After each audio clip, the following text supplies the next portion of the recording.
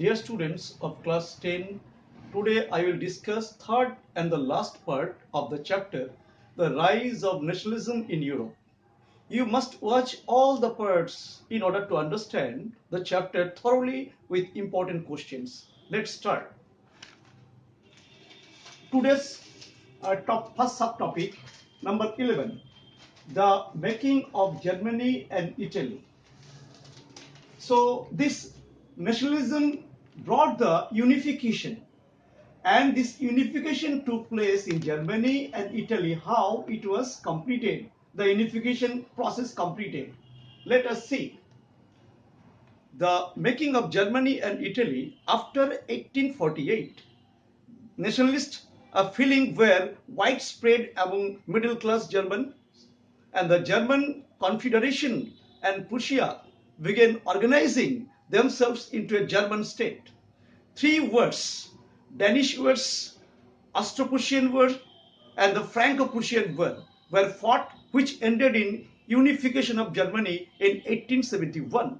The Prussian king, Kaiser William I, was proclaimed German emperor. In this way, the unification of Germany was being done. So next, our question is how Italy unified, the unification process of Italy. Let's see. Now, like Germany, Italy too had a long history of political fragmentation. Italians were scattered over several dynastic states as well as multinational Habsburg Empire. During the middle of the 19th century, Italy was divided into seven, of which only one, Sardinia, Piedmont, was ruled by an Italian princely house. The unification process was led by three revolutionaries, Giuseppe Mazzini and Count Camillo di Cavour and Giuseppe Garibaldi.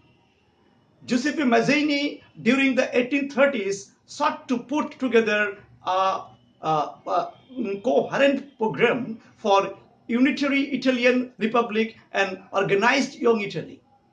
Count de Cavour led the movement to unify the regions of Italy.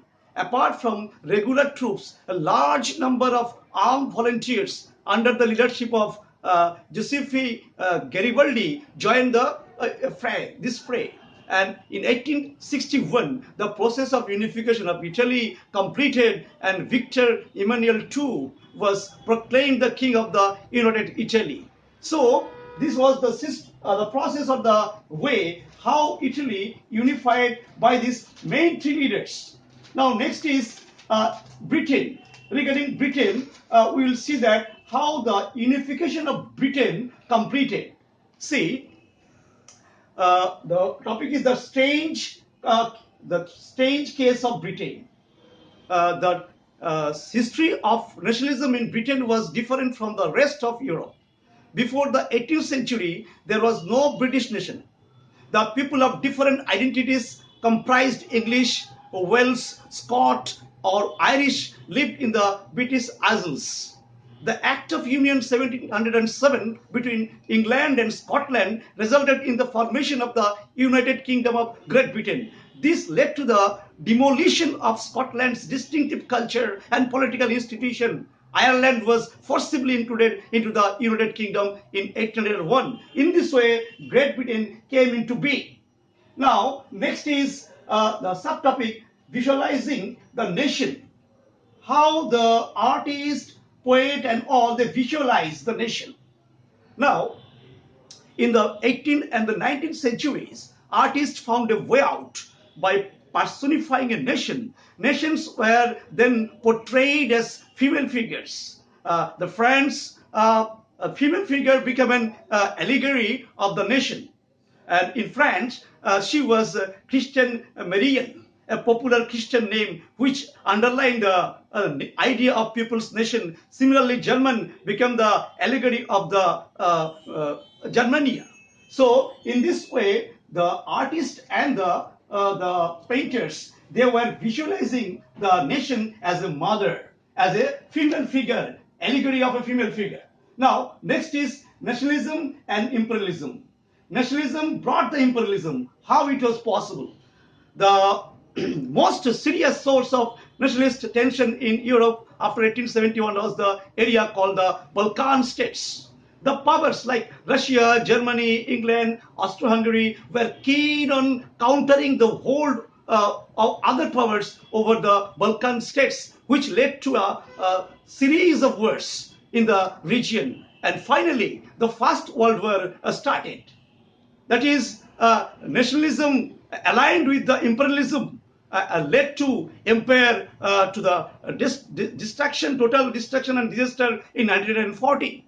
Thus, the imperialism started because of the national feelings, and the powerful nations, they started capturing the weaker nations. So in this way, the nationalism of Europe, this chapter is I discussed today. This is the last chapter, last part of this portion of this chapter. And from this discussion, what type of question may come? The important question. Now, the first question: describe the process of unification of Germany. Number two, explain the evolution and execution of the process of Italian unification.